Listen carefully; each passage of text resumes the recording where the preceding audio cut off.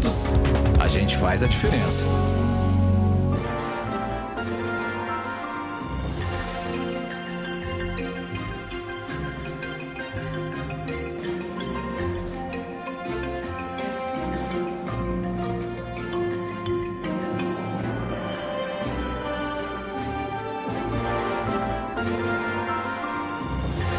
CBN Eleições 2022.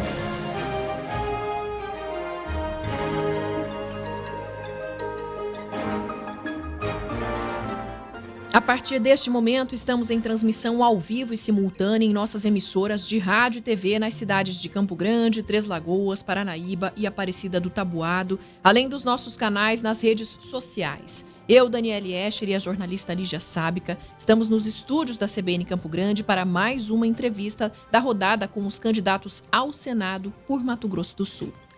Na semana passada, ouvimos Jefferson Bezerra, do Agir, e Anísio Tokio, do PSOL. Ontem esteve aqui o candidato Henrique Mandetta, do União. E pelas regras dessa rodada, aceitas pelos representantes dos partidos, o candidato da sigla com representatividade na Câmara Federal terá 40 minutos para responder aos questionamentos e expor suas ideias. Hoje nós recebemos aqui o candidato Juiz Odilon, do PSD. Bom dia. Bom dia, Lígia Sábica. Você faz parte da história das comunicações, Imagina. não em Mato Grosso do Sul, no Brasil, porque tendo em vista a extensão do alcance da CBN. A Dani também já faz parte dessa história, não é? E aqui nós estamos à disposição. Um abraço afetuoso, com o coração palpitando para todos os ouvintes, todas as pessoas que estão nos acompanhando por esse Brasil afora. Juiz Odilon 555, senador. Bom, então vamos lá. Juiz Odilon de Oliveira é nordestino da Serra do Araripe, pernambucano, nascido em Exu. O senhor tem 73 anos, casado, pai de 3 filhos. Começou trabalhando na roça, né? Até aí a sua juventude, 16 anos. Foi alfabetizado em casa. Formou-se em Direito, foi procurador federal, promotor de justiça e juiz federal quando se aposentou aí recentemente, acho que foi 2017, correto? E aí o senhor entrou para a política, se filiou ao PDT e já em 2018 saiu candidato ao governador. Chegou ao segundo turno, mas por uma pequena diferença, né? Aí o senhor não foi eleito por pouco mais aí de 60 mil votos. E agora filiou-se ao PSD e está concorrendo ao Senado. Bom, depois desse histórico, aí eu vou começar perguntando para o senhor um pouquinho mais também, relembrando a história. Uma situação polêmica e sem uma solução definitiva aqui no Estado, que é a situação indígena, né, os conflitos por terras. Eu mesma acompanhei aí quando o senhor realizou a primeira audiência numa área de conflito, na região de Sidrolândia, entre os terenas e os fazendeiros lá, o clima era extremamente tenso. Hoje, mais de 20 anos, né, depois disso, como é que o senhor vê essa situação e qual é a sua proposta, caso eleito senador, para se chegar a um fim, né? Isso precisa ser resolvido no país. Conheço a situação indígena nos estados mais conflituosos. Eu fui juiz federal em outros estados. Fui juiz federal no estado de Rondônia. Fui juiz federal lá no estado de Mato Grosso. E juiz federal durante muito tempo julgando questões indígenas aqui em Mato Grosso do Sul. Então eu conheço a fundo a questão. Só há uma solução. A solução aí é acabar com o conflito. E só existe uma solução que eu sempre defendi.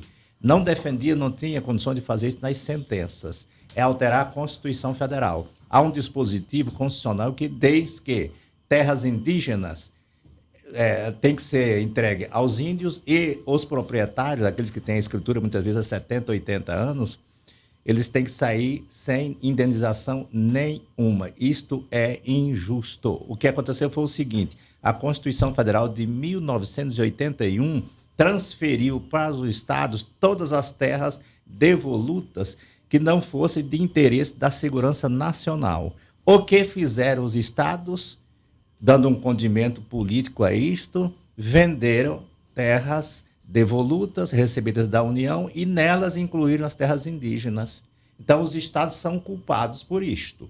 A questão não é só a União Federal. Bom, qual é o meu ponto de vista? Meu ponto de vista, alterar a Constituição para que, comprovadamente, sendo terra indígena, através de uma perícia histórico-antropológica, devolver-se a terra ou manter os índios na terra.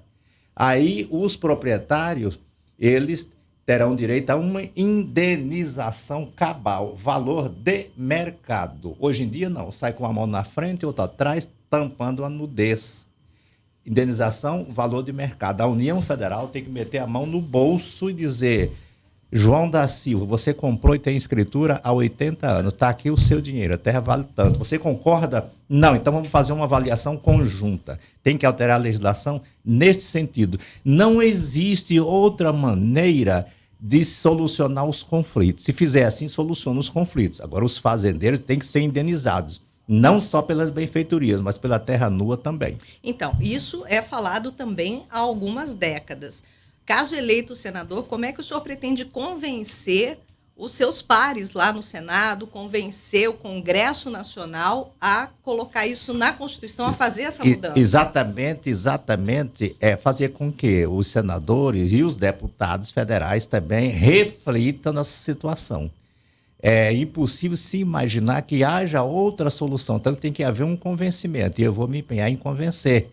Não há argumento nenhum que não seja nesse sentido que venha a se concretizar e solucionar o problema. Não tem outro. Tem que alterar o artigo da Constituição, uma PEC. Caso contrário, nós vamos continuar com esses conflitos, morrendo policiais de um lado e morrendo indígenas de outro lado. E as terras se desvalorizando também. As terras se tornam como se fossem terras improdutivas. Perde o valor de mercado com esses conflitos. Ninguém quer comprar terra que pelo menos seja perto de terra conflituosa, com esse tipo de conflito. Então, nós temos que convencer, os senadores têm que se convencer nesse sentido. Agora, a população indígena, em Mato Grosso do Sul tem 80 índios, não todos em situação de conflito. E os nossos senadores do Brasil 80 inteiro... mil, né? 80 mil índios. Nossos senadores do Brasil inteiro têm que se convencer, se conscientizar disso, porque senão nós vamos eternizar essa questão. Não há outra solução. Gravem bem o que eu estou dizendo. E cada vez essa situação tem sido mais violenta, né? A gente percebe isso dos dois lados no campo, não é de um lado só. A violência, eu enfrento isso. Eu sempre fiz audiências de conciliação, tentativa de conciliação, desde Rondônia, Mato Grosso, aqui fiz vários. Eu costumava ir nos locais fazer essas audiências, exatamente para evitar a briga, derramamento de sangue. Sempre fiz isto. Mas com a certeza na mente, certeza absoluta, convicção formada de que era um trabalho mais ou menos em vão. Por quê? Porque a Constituição não permite essa indenização. É completamente injusto deixar os índios se comprovar das terras deles, sem aquela terra, sem aquela posse, e, por outro lado, é completamente injusto também deixar o proprietário sair com a mão na frente e outra atrás sem indenização nenhuma. A solução é essa. A União Federal tem que indenizar. Não só a União Federal. A União Federal é os estados. Eu disse no começo que os estados botaram num pacote só as terras indígenas e terras devolutas e venderam essas terras. Então, os estados têm culpa, sim. O estado de Mato Grosso do Sul tem culpa, sim. Salvo engano, é que é a segunda maior população indígena do Brasil. Nós temos perguntas enviadas pelos nossos correspondentes do interior do estado. Vamos começar pela fronteira com o Paraguai. Bom dia, candidato. Eu sou o Carlos Monfort e a minha pergunta é relacionada à área de segurança pública. O senhor vivenciou bem aqui essa área na fronteira entre Ponta Porã e Pedro Juan Cabaleiro, né, e também em toda a fronteira do Mato Grosso do Sul com o Paraguai. E o meu questionamento é o seguinte: como colocar o eventual mandato do senhor no Senado Federal para melhorar a estrutura dessa área aqui na região de fronteira? Hoje, como se sabe, a Polícia Federal está totalmente desaparelhada. Conheço bem a região de fronteira. Como eu disse aqui, eu fui juiz federal em estados em que, na área de segurança pública, há um conflito grave, os problemas graves mesmo. Enfrentei enfrentei com o meu corpo e a minha alma, entreguei a minha vida, coloquei a minha vida em risco. Não foi só uma vez que eu sofri atentado, não. Ameaça, plano de morte, eu sofro há quase 40 anos, desde Rondônia, desde Mato Grosso do Sul. Bom, como é que nós vamos resolver isto? Segurança pública no Brasil é feita de maneira tortuosa. Eu vou só citar um exemplo aqui. Lá em São Paulo, lá, aquela região ali de conflito no centro da cidade, onde tem aqueles consumidores ali, como é que chama? Na Cracolândia? Cracolândia. Fui conhecer a Cracolândia, 2011. E eu verifico aquilo ali, gente, o que é que tem a ver aqueles consumidores com polícia? A solução não está ali. Você que me fez essa pergunta, você tem razão. A solução está na fronteira. Aquele pessoal da Cracolândia ali, tirando os vendedores de droga, aquele pessoal ali tem que estar relacionado à saúde. A saúde é que tem que ir lá com o seu cobertor e solucionar o problema, e não polícia. Bom, fronteira. 29% do território nacional é faixa de fronteira. 29% do território nacional. A pessoa que fez a pergunta tem razão. Eu já calculei isto. Tem 11 milhões de habitantes. Quantos por cento de policiais federais tem na faixa de fronteira? Quanto? 13%. Teria que ter pelo menos 29%, mais ou menos compatível com a extensão territorial. E quanto menos habitado for a fronteira, apenas com 6% da população do Brasil, melhor fica para o crime organizado, o tráfico internacional. As ocultas à noite, na escuridão da noite, sem policiais, é muito melhor para o crime. Nós temos que dobrar, pelo menos dobrar. Isso é reivindicação dos policiais federais, da Polícia Federal, há muito tempo. Nós temos que dobrar o contingente. Mas não é só isto. Nós temos que fazer um trabalho conjunto com as demais polícias na fronteira. A Polícia Federal vem fazendo isso. A Polícia de Mato Grosso do Sul, os policiais, vocês todos são meus heróis nacionais. Vocês formam um cinturão na fronteira para não passar o que não presta, não passar droga, não passar contrabando. Então tem que ter esse trabalho conjunto. Mas não é só isto.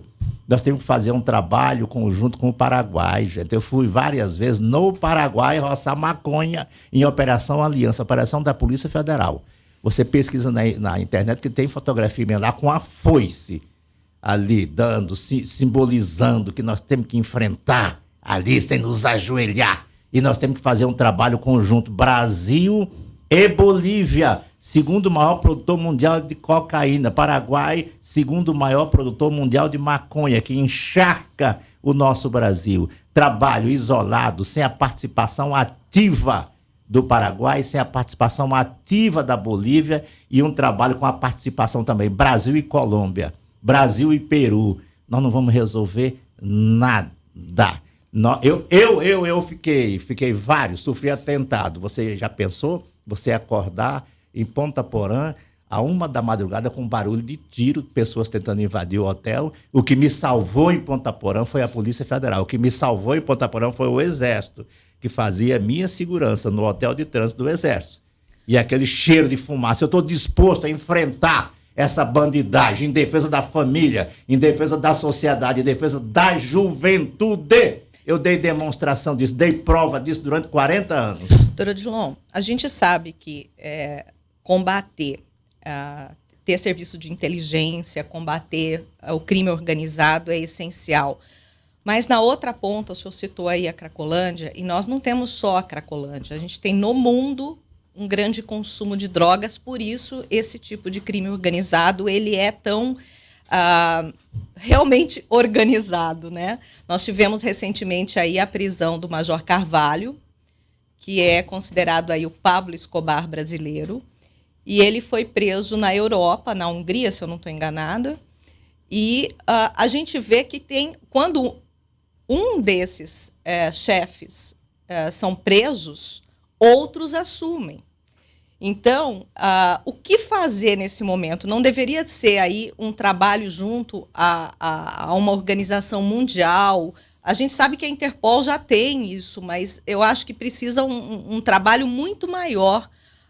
O senhor, como senador, se caso eleito, levar isso para organizações internacionais para se ter um trabalho muito maior, não no âmbito apenas da América do Sul, né? Porque aqui a produção mas a gente tem o consumo e o trânsito desses grandes barões aí do tráfico. Exatamente. Não, o trabalho tem que ser um trabalho. O problema das drogas eu chamo de terceira guerra mundial, porque mata mais do que uma guerra, não é? Mata, quando pega uma pessoa, um jovem, pega a família toda, então mata todo mundo ali. Nós temos que fazer um trabalho conjunto. Major Carvalho, condenei não só uma vez, certo? E faz muito tempo, condenei umas 2 vezes o Major Carvalho. Hoje em dia tornou-se um traficante de um poder internacional. Você acabou de dizer, e a imprensa tem mostrado isso. Esse trabalho conjunto, eu participei dele, eu como juiz federal, atuando sempre com a Polícia Federal, o trabalho nosso foi extremamente importante, internacionalmente falando. Uma prova disso é que em 2011 eu fui homenageado pela ONU. Mas qual é o caminho aí? A colaboração internacional, cooperação internacional. E o Brasil já participa desse conjunto timidamente. Nós temos, por exemplo, a lavagem de dinheiro está. Quando você vai combater o tráfico internacional, você tem que pensar na lavagem de dinheiro também. E você tem que pensar na recuperação de bens também. Porque não adianta você impor uma pena de 10 anos, 15 anos, 20 anos para o traficante. Você tem que atacar a espinha dorsal dele. Tirar a base, né? Tirar a base. Existe um órgão chamado GAFI. Eu atuei durante vários anos numa vara especializada em crimes financeiros, para proteger o sistema financeiro não nacional, internacional, não é? E de lavagem de dinheiro também. Então, existe um órgão sediado na França chamado GAFI. É um grupo de ação financeira, um grupo de inteligência internacional na área financeira. Faz rastreamento de dinheiro. E no Brasil, e em qualquer país que é filiado ao GAFI, há um órgão também, há um mini GAFI. Aqui nós tínhamos o COAF, agora mudou de nome, né? Cada país tem um órgão desse. Então, essa conjugação de esforço é fundamental para você combater o tráfico de droga. O intercâmbio entre as polícias, a gente atuou muito nessa área, através de juntamente com a Polícia Federal, juntamente com o Ministério Público Federal. Então, essa integração internacional, isso é indiscutível. Tem que haver. O senhor não considera aí, falando popularmente, que nós estamos enxugando gelo nesse trabalho? Bom, nós estamos enxugando o gelo. Aí você me provoca a dizer uma outra coisa, um outro defeito do Brasil, um outro defeito não só do Brasil, do mundo inteiro. Nós falamos até agora em repressão. Repressão envolve as polícias, envolve o Ministério Público, envolve a Justiça. Essa área de combate ao crime, não só do tráfico de drogas, nós temos várias fases, são 4 fases. Primeiro é a fase da prevenção. A questão do Brasil é que não tem prevenção. O Brasil é o quarto país do mundo no consumo de drogas injetáveis. Aí vem a AIDS, aí vem isso, vem aquilo, aquelas doenças derivadas. Então, o que tem que haver mesmo, antes da repressão, é a prevenção. E aí vamos partir o quê? Para a juventude. Já, né? Juventude. Você não faz... Olha, gente, a gente não faz segurança pública em parte nenhuma do mundo, e a segurança pública, pelo menos para nós aqui para o Brasil, situado como está, perto desses países que eu citei, a segurança pública é uma questão, assim, internacional também. Então, você não faz segurança pública, primeiro, sem educação. Educação é a base de tudo. Eu só estou aqui por causa da educação, da escola. Você disse aí que eu fui alfabetizado aos 16 anos. É verdade isso, claro, eu confirmo. Se você não faz segurança pública sem a saúde, você não faz segurança pública sem a habitação, você não faz segurança pública sem a geração de renda, de emprego, tudo isso é importante. Você não faz segurança pública só com aqueles fuzis que o pessoal, claro que tem que carregar fuzil, carregar bazuca, o que for suficiente para combater essa vagabundagem grande do crime organizado. Mas se não houver esse conjunto de atividade, de atuação em harmonia, a segurança pública fica capenga. Então, a prevenção é sumamente importante. Eu procurei fazer isso, durante vários e vários anos da minha vida. Parei com a pandemia, dando 4 palestras por semana nas escolas. Não existe uma escola municipal de Campo Grande, com exceção a umas 8 que o Marquinhos criou depois como prefeito, onde eu não fui, pelo menos uma vez da palestra. Não existe um município no estado de Mato Grosso do Sul onde eu não fui da palestra como juiz federal, procurando exatamente conscientizar a população. E escolas estaduais também. Eu fiz esse trabalho pensando exatamente na prevenção. Lá, como juiz federal, eu fazia a repressão. E o senhor tem algum levantamento na prática, assim, no período em que o senhor fez, por exemplo, essas palestras, a um período anterior, quando não tinha nessas regiões, Aí em já relação cabia, ao resultado aí já não cabia mais ao juiz. Sim, mas os órgãos públicos... Não. Aí vem a falha dos órgãos públicos. A Secretaria de Segurança Pública do Estado deveria ter feito esse trabalho. Eu tentei fazer isto. Então não foi feito esse trabalho, com certeza. Agora, o resultado disso, na prática, não oficialmente, mas na prática, muitas pessoas agradeciam, muitas mães, incentivei muitas pessoas a irem para a escola. Agora, existe uma outra questão também relacionada a isto, nós estamos falando de prevenção. Isso é um mundo tão imenso e tão complexo que pouca gente compreende. E aí passa por escola em tempo integral, escola em tempo integral, mas passa por uma outra coisa. A Constituição Federal, há 35 anos, diz: seu filho, Lígia, só vai poderá trabalhar quando ele tiver 16 anos de idade. Aí eu não estou falando aqui em classe rica, estou falando na pobreza. 16 anos de idade, tá. O cara ganha R$2.000. Se não tiver desempregado, o chefe de família tem que sustentar obrigatoriamente o filho até 18 anos de idade. E às vezes até mais. Bom, naquele tempo, 30 anos atrás, não existia o chamado mundo digital. Aí foi criado um mundo digital.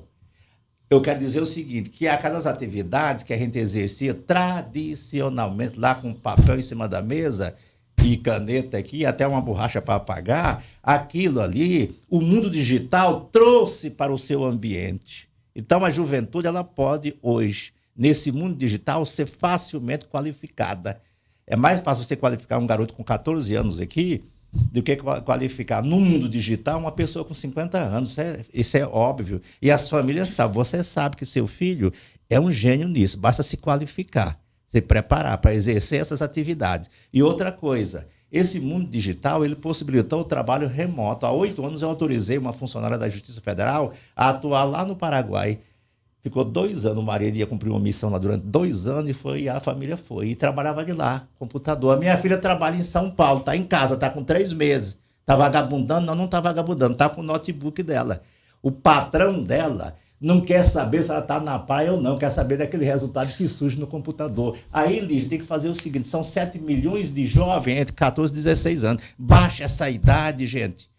Aí nós vamos, voltando para a segurança pública, nós vamos evitar que a criminalidade, principalmente o tráfico de droga, alicie esses menores.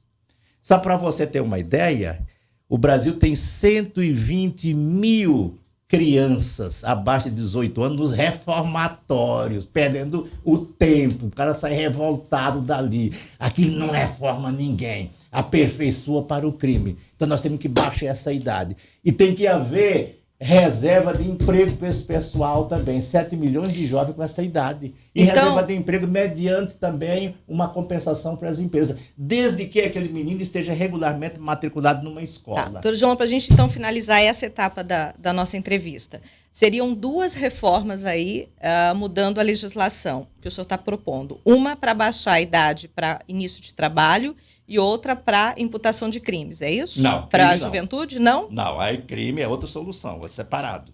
Aí tem que estudar isso aí. Primeiro, crime. Você tem que estudar por que aqueles menores foram para... Aí já envolve o trabalho. Porque hoje a gente percebe, desculpa lhe interromper, mas a gente percebe muitas vezes que menores são usados até para... como terceiros, laranjas de crimes, porque exatamente, até os 18 anos, depois eles estão com a ficha limpa. Não pode trabalhar, gente. Vamos botar esses meninos para trabalhar, porque se essa legião de crianças tivesse emprego, o crime vai procurar aqueles meninos, porque eles não podem ser processados como criminosos. Então é por isso que tem que baixar essa idade. E tem que ter reserva de mercado para esse pessoal trabalhar, gente. Aí soluciona o problema da educação. E isso vai refletir também na desistência, na evasão escolar. É a fome. E eu costumo dizer, como nordestino, é o bucho que está vazio, a miséria. Aí o sujeito, para não morrer de fome, a família não morrer de fome, ele vai fazer bico, porque não pode ter carteira assinada, e é melhor não morrer de fome do que estudar. Essa é a solução do Brasil, é isso. 33 milhões de pessoas passando fome, 15% da população. A evasão escolar aumenta, é indiscutível isso.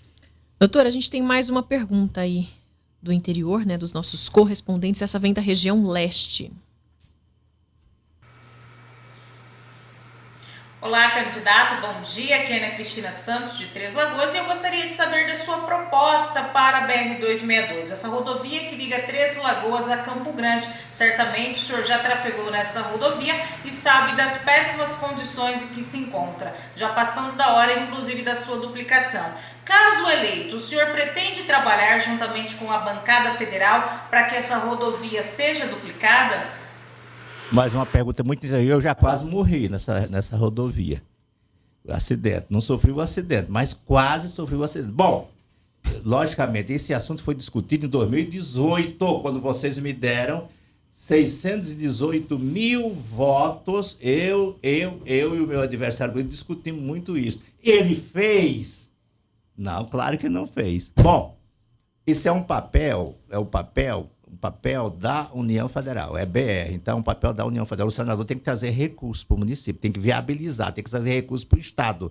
O nosso papel, juntamente com outros senadores do Estado e juntamente também com deputados federais, será viabilizar projetos do Estado. E se não tiver projeto, nós temos que cutucar o governador para que ele provoque isto. Nós estaremos completamente à disposição, não só com relação a essa BR, mas com relação a outras também. E não só BR, estradas estaduais também, que precisam. O senador tem que trazer dinheiro, grana lá de Brasília, viabilizar projetos em favor do povo, dignidade das pessoas, bem comum. Tem uma outra situação aí que nos chama muito a atenção. A BR-163... também era o sonho de todo mundo ter essa BR duplicada. E nós estamos aí com uma concessão, com uma relicitação quase, né? Falta fiscalização hoje dos nossos, não só do executivo, mas eu acho que o nosso legislativo, ele também precisa, e é um dos seus deveres, fiscalizar isso. Então, trazer recurso, trazer o projeto, isso começar e virar o que hoje ficou a BR-163, passou o prazo já, que eles deveriam ter duplicado essa BR, e exatamente. Nós estamos com trechos duplicados só. Exatamente. E o problema, Lígia, o problema grave não é só este. O problema é que, além disso, dessa falta de duplicação, a taxa que se paga ali aumentou. Pedágio. É o pedágio, salvo engano, 110%. Esse dinheiro está indo para o bolso de alguém, menos para manutenção dessas rodovias. E por que não solucionar isso através de uma rescisão? Se não está cumprindo, diz a lei, quando a parte não cumpre a sua obrigação, tem que rescindir. Se pode rescindir isso. E abre uma licitação e coloca o outro no lugar. Então, falta coragem. Nós temos que enfrentar com coragem, com independência. Eu não posso estar pensando, eu não vou rescindir esse contrato porque nas eleições seguintes eu não vou ter a ajuda desse pessoal. Então, tem que parar com isso. Nós temos que ter independência, gente. Eu não posso viver numa independência, não. Eu quero ser senador de todo mundo, do povo, defender o povo. Não defender interesse de quem quer só ganhar dinheiro às custas do povo. Eu estarei à disposição e provocarei outros senadores também daqui do Estado e deputados federais também para solucionar isto. Não pode. A gente olhando nessas rodovias é isso. A reclamação é completa. E acidente, nós temos que proteger a vida das pessoas e não só deixar que aquelas pessoas que ganharam licitação enchem o bolso de dinheiro. Mais uma pergunta aí dos nossos correspondentes, dessa vez do sudoeste do estado. Vamos ouvir. Bom dia, Vanessa Bordim falando de Maracaju. Candidato, a pergunta é em relação ao desenvolvimento da região centro-oeste aqui do estado. A gente sabe que, em razão do projeto da Rota Bioceânica, municípios como Maracaju e também Porto Murtinho, que vai receber a ponte internacional, devem passar nos próximos anos por um forte crescimento socioeconômico e também de desenvolvimento em geral. Se eleito, o que o senhor pretende fazer para apoiar nesse desenvolvimento? Essa bioceânica é uma coisa indiscutível, é útil, evidentemente, para todo o território nacional, não só para Mato Grosso do Sul. Agora, uma coisa me preocupa bastante é a malha viária. Não basta só aquele trajeto ali daqui a Porto Murtinho, por exemplo. Não basta só isso. Nós temos que cuidar da malha viária chamada adjacente. Quer dizer, aquela malha viária que está fora daquele eixo. Então, nós temos que ter essa estrutura. Se não tiver essa infraestrutura, nós vamos ter problema, complicação. A gente tem andado por essas BR, essas estradas todas aí. Eu acho que essas estradas como estrada não suportam essa movimentação muito grande que será. Eu, como senador, estarei firme apoiando esse projeto da Bioceânica, estarei firme para viabilizar a edificação de malha viária, a edificação de infraestrutura para se resolver essa situação. Do jeito que está, muito complicado. Agora, se a gente resolver somente também a questão da malha, nós vamos facilitar aí outros empreendimentos, né, no turismo, em outras áreas, mas também vai melhorar o acesso aí para a criminalidade, né? É uma via de mão dupla aí. O acesso à criminalidade, ele é inevitável quando surge isso. Aliás, o maior acesso à criminalidade, segundo a minha experiência, ele decorre da evolução da própria tecnologia, porque a criminalidade ela não está sujeita a orçamento.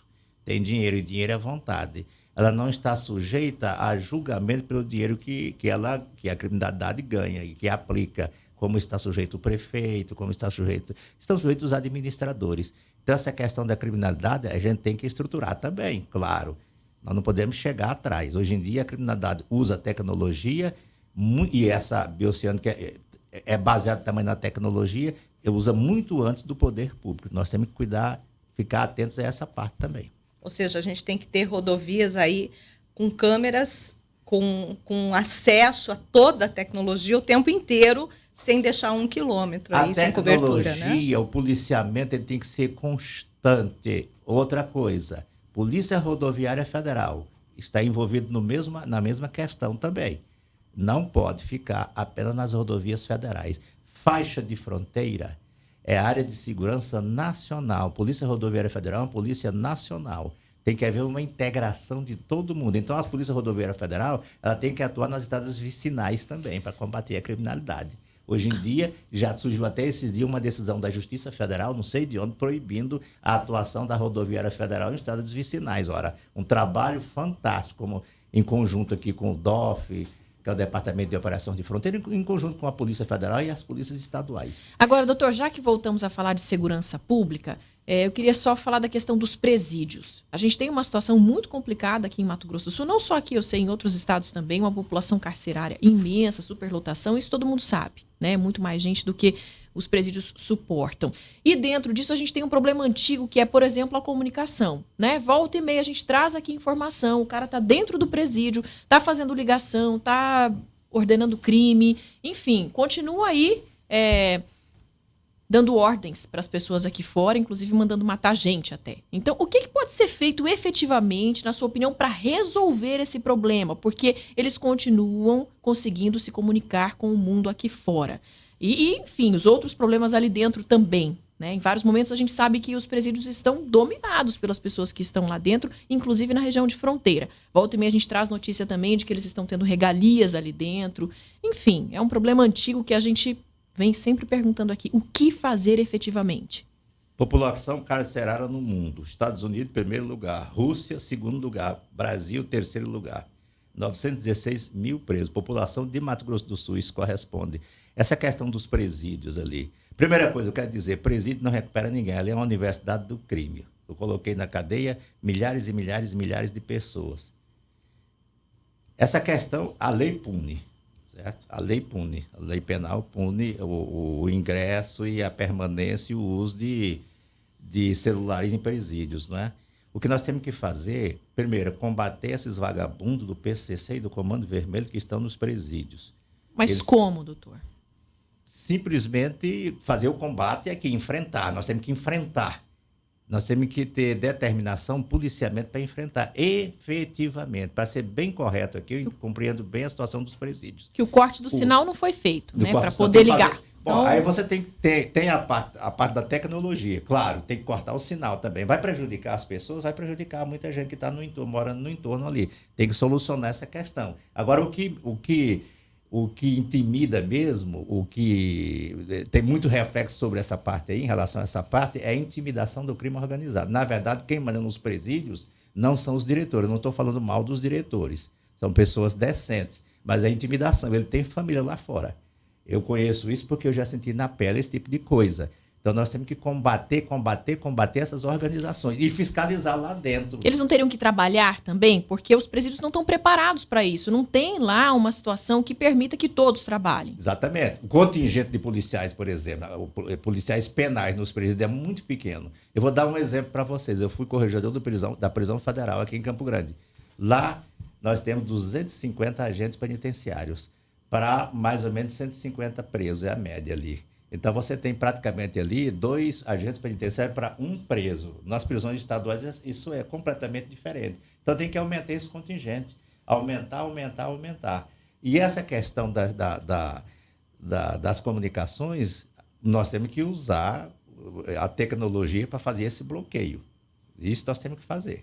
Certo? Os presídios, o Estado, estoca mais aos governadores de Estado, toca mais aos deputados estaduais. Mas eu, como entendo dessa questão, eu estarei sempre à disposição como senador para ajudar a solucionar esse problema. Esse problema tem que ser resolvido. Mas aí teria que, por exemplo, ter uma delimitação diária para os presídios. A tantos metros de cada presídio não pode ter habitação, não pode ter outro tipo de atividade justamente para proporcionar esse tipo de bloqueio. Uma coisa que eu acho extremamente errado, gente, é tão básico, né? Presídio. Isso é uma questão muito complexa, questão de segurança pública. O presídio dentro da cidade, certo?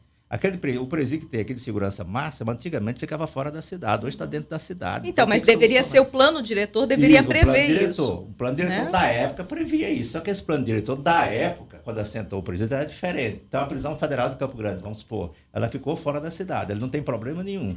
Agora, um dia, aquele plano diretor da época Mas isso tem que ser previsto talvez numa lei, alguma forma de naquelas áreas no entorno dos cárceres, né? Pode haver uma previsão, logicamente, na legislação federal, obviamente. A União pode legislar sobre isso. E essa questão é uma questão fundamental, tem que ser solucionada. Eu estarei disposto a apresentar projetos nesse sentido. Quais as primeiras medidas, caso o senhor seja eleito senador? O que o senhor ia fazer inicialmente ali, logo no começo? Em relação ao quê? Caso o senhor seja eleito senador, o que o senhor faria? Quais as primeiras medidas? Qualquer atividade. Primeira coisa, nós temos que criar instrumentos de transformação da vida da sociedade. Isso é o genérico, claro, né? Especificamente, o agronegócio. Certo? A política, sendo mais abrangente, a política agrária, que engloba tudo, não é?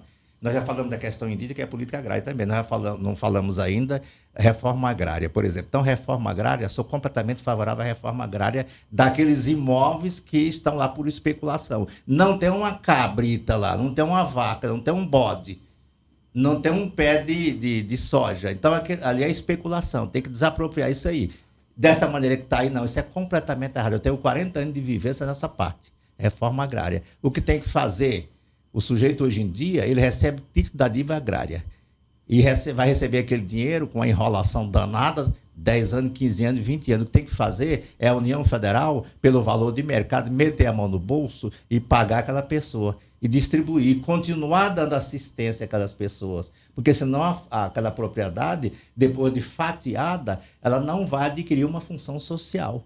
Não adianta você entregar aquelas terras para aqueles assentados. Tem que dar assistência. Isso falta no estado de Mato Grosso do Sul. Isso falta em diversas partes do Brasil. Tem que dar assistência, principalmente assistência técnica. Eu conheço os assentamentos. Aquele que está um deserto do Saara. Às vezes não tem nenhum trator também, que pode ser compartilhado entre eles. Eu vi um trator que está arriado há 2 anos. Eu devia ter tirado fotografia daquele trator, porque aquilo ali é uma vergonha.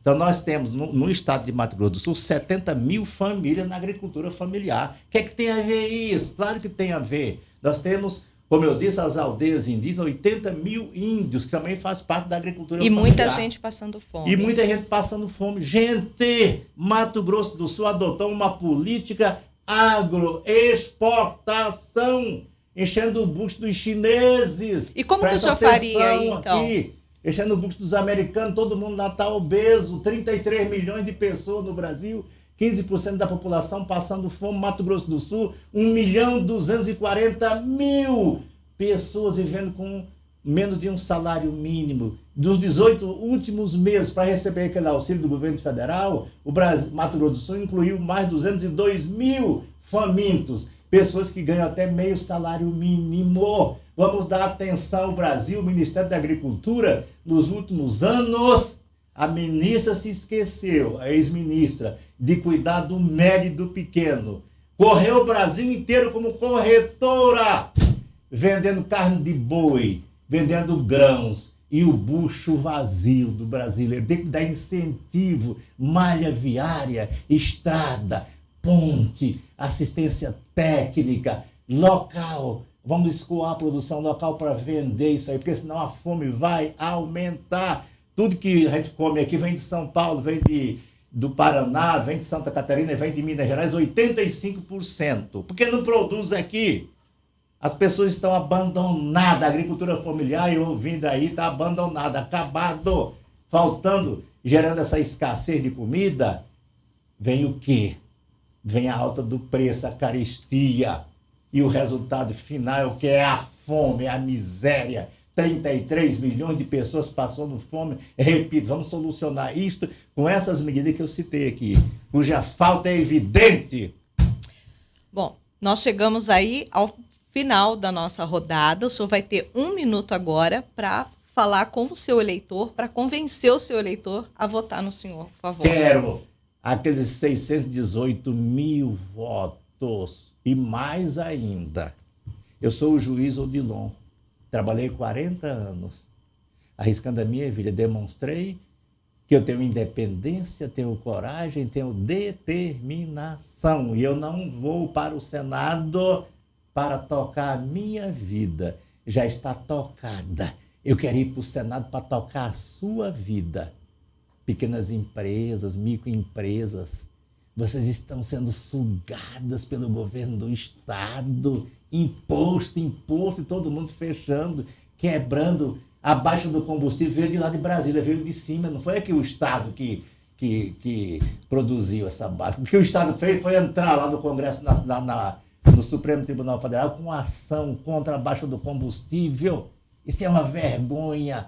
O litro de leite, R$7, mais caro do que um litro de gasolina. Quem é que aguenta isso? Juiz Odilon, Senado 555. Vamos comigo, gente.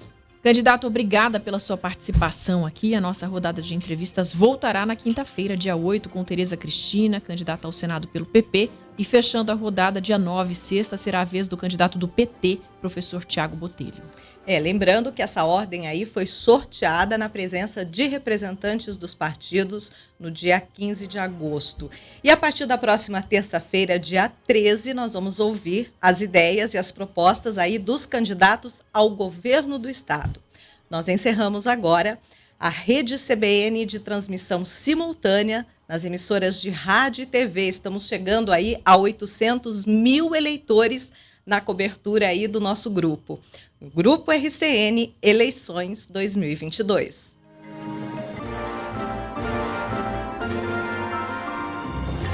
CBN Eleições 2022.